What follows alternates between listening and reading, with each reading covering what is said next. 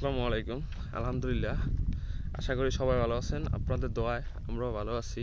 তো আজকে আমাদের এই জায়গায় প্রচণ্ড কুয়াশা পড়ছে, ঠিক আছে। সকাল থেকে অনেক কুয়াশা, কালকে রাত থেকে অনেক কুয়াশা। তো সকালে অলরেডি এখন বাজতেছে আপনার 11টা বাজে গেছে। তো এখনও দেখতেছেন চারপাশে কুয়াশায় কিছুই দেখা যাইতেছে না। তো আজকে আমরা এই কুয়াশার ভিতরে আপনারা তরমুজ গাছের কি কি যত্ন নিতে পারেন, কিভাবে এটা সমস্যা সমাধান করা যায়। আপনার কুয়াশা তো এটা যে প্রাকৃতিক, এটা হইতেই পারে, ঠিক আছে। এটা নিয়ে আসলে ভয় পাওয়ার কিছুই নেই। আপনার যদি এটা দীর্ঘমেয়াদী হয় তাহলে আপনার গাছে কিছুটা সমস্যা হতে পারে, আর যদি আপনার একদিন দুদিন হয় তাহলে আশা করি কোনো সমস্যা হবে না। তো আজকে আমরা আপনাদেরকে দেখাবো যে আসলে জানাবো আর কি, অতিরিক্ত কুয়াশা পড়লে আপনার 4-5 দিন যদি কুয়াশা পড়ে তাহলে আপনারা আসলে কি করবেন।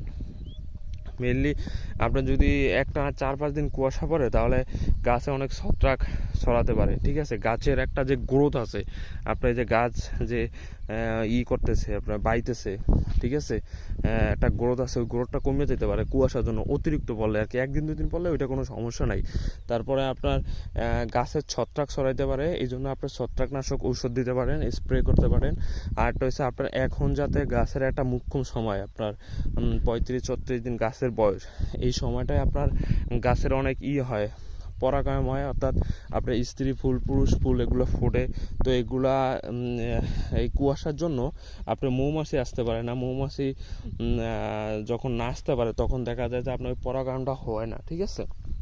তো আপনারা এই কাজটা করতে পারেন, সকালবেলা এসে এই গাছটা এমনি সুন্দর করে একটু করে দিতে পারেন, জাকি দিয়ে দিতে পারেন। আর এই যে যেসব গাছগুলো এই যে করা লাগছে, ঠিক আছে, এই যে একটা ফুল দেওয়া হয়েছে, এই যে আপনার পরাগায়ন করা হয়েছে, এই যে করা বড় হয়ে যেতেছে মাশাল্লাহ। এগুলো এই করাটা মনে হয় টিকে গেছে, এগুলো জ্বলে যাবে না, ঠিক আছে। যদি আপনারা এই কাজগুলো প্রপারলি করতে পারেন তাহলে আপনাদের জন্য ভালো হবে।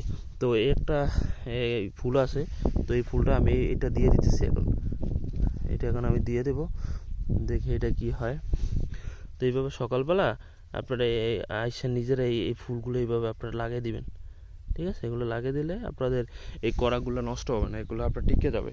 তো তাছাড়া এর থেকে বেশি আর কোনো কাজ নাই, এগুলো আপনারা করবেন, তাহলে ইনশাল্লাহ হবে।